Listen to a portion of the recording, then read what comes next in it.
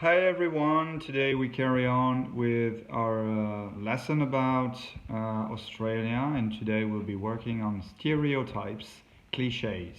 Cliché is a French word they use in English as well, and it means exactly the same thing. First of all, open up your textbooks, page 78, 79, and take a look at this poster. Here is the poster, Australia, reality or cliché. Take a look at the pictures and read the text. A shark is always ready to eat you up when you go swimming in the sea. It's always hot on Australia. In Australia, sorry. Rugby is the Australian national sport. All Australians are great surfers. There are kangaroos and koalas everywhere in Australia. Who says Australia is down under? Down under. Interesting expression. What does it mean? Can you explain this expression? Down under. Down under from what? Okay, so first of all we are going to listen to a radio program talking about cliches and stereotypes in Australia. To do so, open up your workbook. Open up your workbook, page 91. I'm going to open it up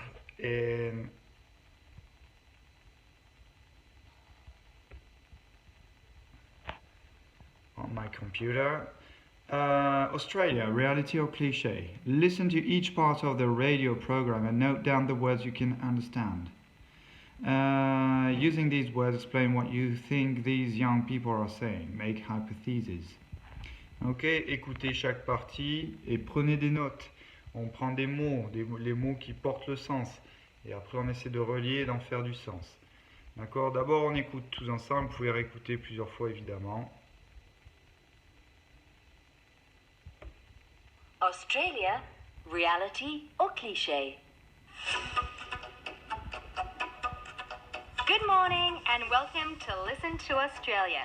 I'm Mary Adams and I'm speaking to you from Canberra on this lovely autumn morning.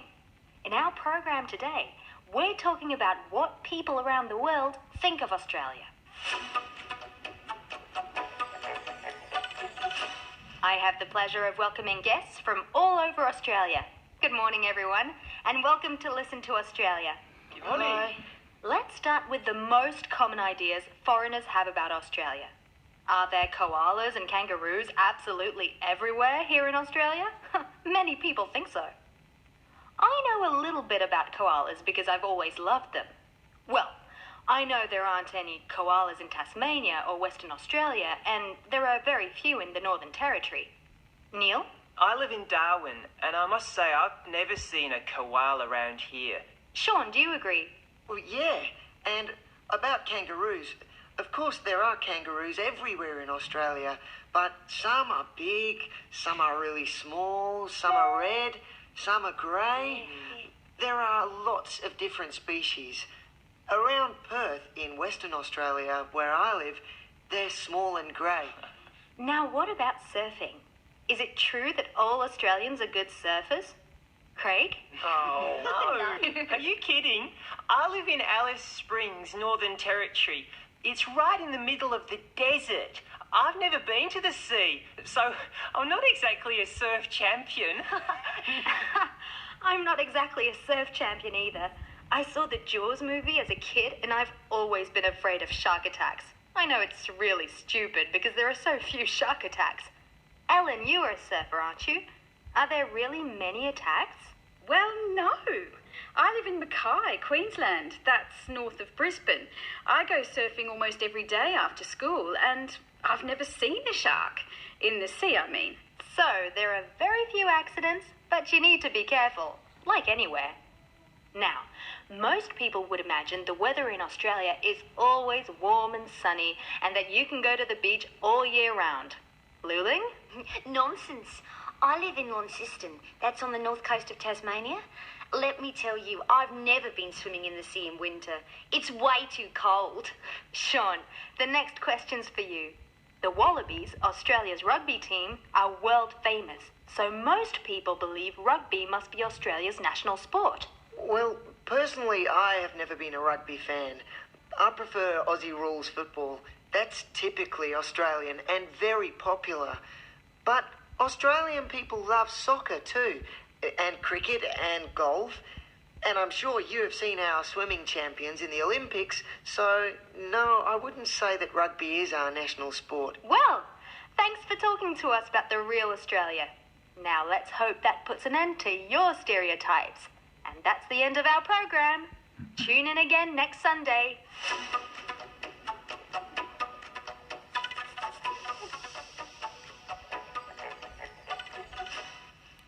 Donc vous pouvez réécouter cet audio plusieurs fois pour pouvoir noter ce que vous comprenez, les mots-clés, essayer d'en faire du sens pour chaque partie. Donc 5 parties. Si je n'oublie pas une sixième, je vérifie. Non, voilà, 5 parties.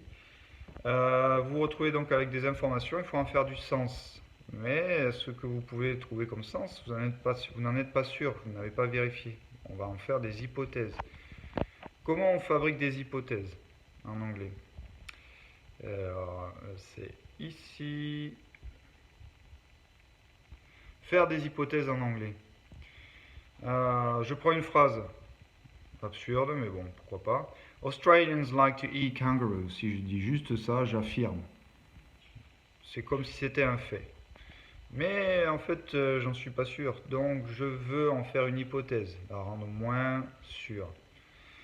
J'ai deux possibilités. Je vais utiliser soit des adverbes en début de phrase, comme maybe, or perhaps, maybe, perhaps. Maybe Australians like to eat kangaroos. Perhaps they like to eat kangaroos. Ok? Très simple d'utilisation. Ou alors, on va utiliser un modal. Un modal, vous vous rappelez, c'est ces petits mots qui changent la modalité d'une phrase, comme can, que vous connaissez déjà, must, can, la probabilité,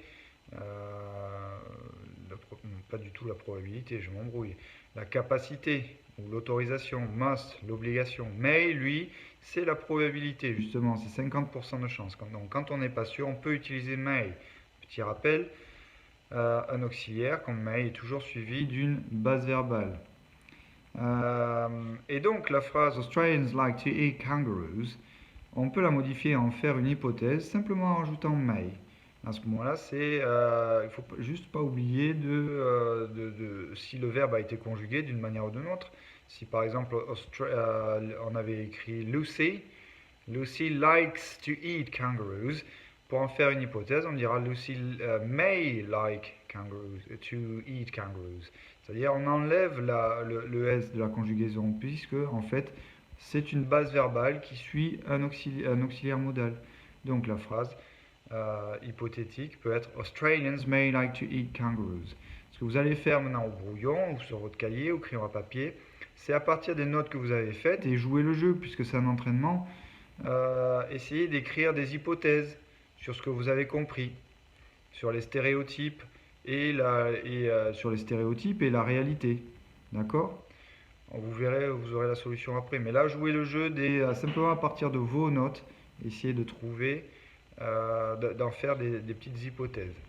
Donc, je vous laisse faire ça, et puis vous reprenez la vidéo. Voilà. Donc, vous avez fait vos hypothèses. Maintenant qu'on a fait nos hypothèses, on va pas faire comme ça, on va faire comme ça. On va les vérifier. Enfin, on va les vérifier. Non, on va pas les vérifier aujourd'hui. On va juste continuer la compréhension de l'oral et aller un peu plus précisément dedans. Donc, vous allez réécouter le texte autant de fois qu'il est nécessaire et puis enchaîner avec les exercices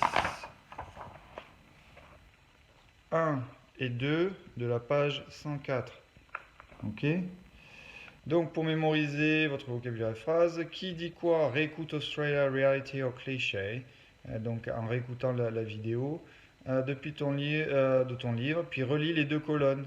Donc, there are kangaroos everywhere in Australia. Trouvez la phrase qui la fin de phrase qui le complète.